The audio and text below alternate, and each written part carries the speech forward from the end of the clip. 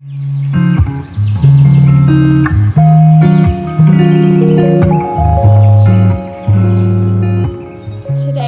we are going to talk about the 7 signs of compassion fatigue.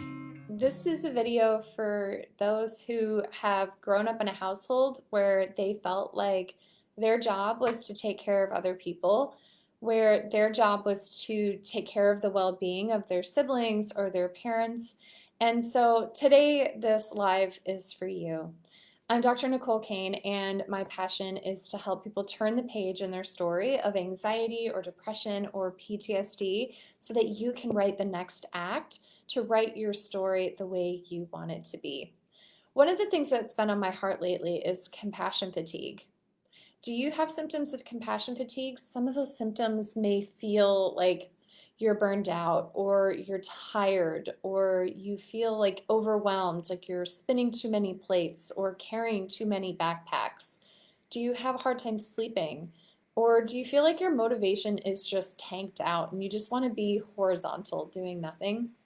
If so, you might be struggling with compassion fatigue. Compassion fatigue is really common in helpers, and oftentimes helpers have a history where they felt this sense of responsibility to take care of other people. There's a client who I had in my life a while ago I was working with, and she was a compassion warrior. She was able to very sensitively discern if someone was stressed or if they were struggling, and she felt like it was her job and her zone of genius to support them and take care of them. But then after a period of time, she just became more and more exhausted, more and more burned out, and less motivated. Do you resonate with that? If so, know that you're not alone and know that the gift, that superhero power that has helped you to be able to be sensitive to take care of other people, know that that is amazing and helpful for you, but also know that it's really likely that you've been neglecting yourself, that your needs haven't been met. And so it's time to focus on you. It's time to turn that compassion inward and look at yourself. You've been spending so much time taking care of other people, thinking about their needs, honoring their suffering, and you've been being neglected in the process. And so if you're feeling signs of compassion fatigue, it's an indication that it's time to turn around and look inward with that same level of compassion.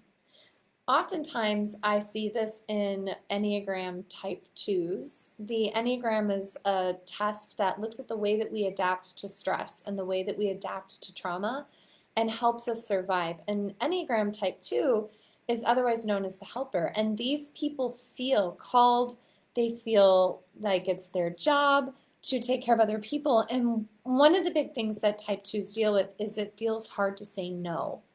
And I know that a lot of you resonate with that. I've gotten tons of comments and feedback that, oh my gosh, I just feel so bad. If somebody asks me to do something, I don't want to let them down. I don't want them to be upset. And I just want to support them and take care of them. And I think that's an amazing superhero gift. And all of that can lead to compassion fatigue.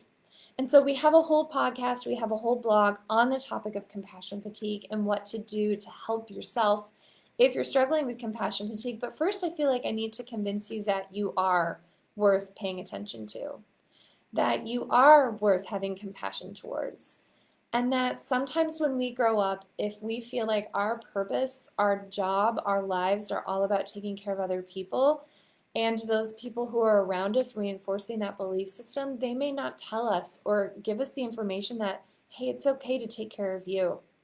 In fact, sometimes I felt like it's selfish to take care of me. Does anyone here recognize, resonate, experience, deal with that? Where it's like, feel so called to support other people that any moment that I'm spending on myself feels kind of selfish, right?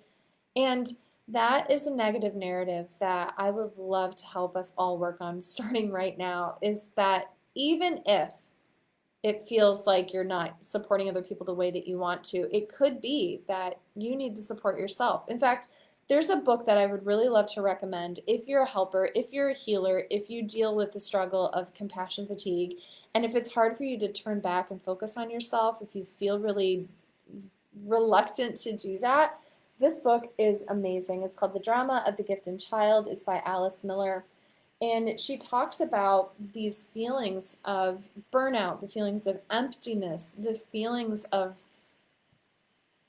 just feeling like we're not important, and how that can come from living a life where our focus is to take care of others. In fact, I have this really early memory.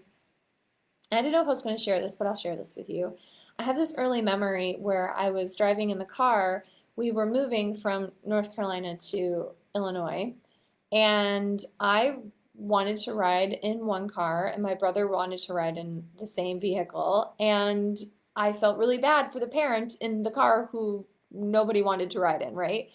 And so what I ended up doing, and I was 4 at this time, is I ended up putting my needs aside and I announced that I wanted to ride in the car opposite of my brother so that I could take care of that parent. And so that mentality came from a place of love and came from a place of compassion, but then it created this pattern where I felt that it was my job and my responsibility to make sure that my parent was happy, that that parent was taken care of.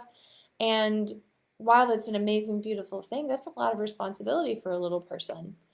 And so, if you have that tendency, if you have that superpower where you can notice other people's feelings, you're at risk of dealing with compassion fatigue. And in order to be able to love others well, in order to be able to serve and to give and to have motivation, you have to take care of yourself. And you have to be able to have that compassion for yourself. And so, what I would love for you to do for your homework for this week, if you choose, is to number one is buy this book, get Alice's book and read it. It's really short, and I think that you're going to get a ton out of it. This is great for all Enneagram Type 2s, helpers, healers, those with great, highly sensitive superpowers, right? And then the second thing is to start to notice unmet needs that you have. Where are you giving out where you're not necessarily receiving back? Where are you giving away spoons where you're not receiving spoons back? Where are you giving away your compassion without getting anything to fill your lemonade pitcher? And just start to notice that. Just start to notice how it's affecting your life, your day to day. Where are you saying yes, where maybe you could say no? And then start to identify if there are patterns or people in your lives where maybe it would be helpful to maintain compassion, but also to honor that with the balance of taking care of yourself. And that may look like saying no sometimes. That may look like relinquishing the need to be in control over their well-being. And that was huge for me, loves, is to relinquish that I can't control how you feel. I can't drive your car, that I can't make you happy.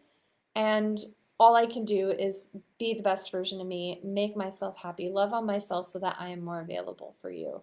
And so today is all about compassion fatigue. Check out the blog, check out the podcast that we have on this entire topic. In that, I give you some tools that you can start using right away today.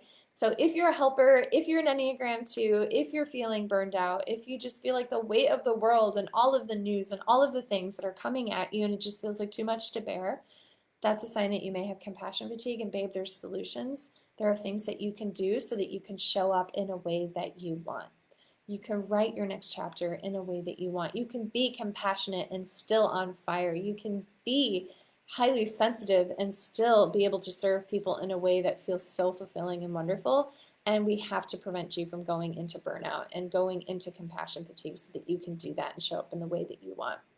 So check out the link. We're going to put it in the show notes, and we're going to be talking more about compassion fatigue and what to do about it in future content pieces. So please share if you know any healers, any helpers, any warriors, any highly sensitive persons, anybody who may be feeling burned out with all the stuff that's going on right now.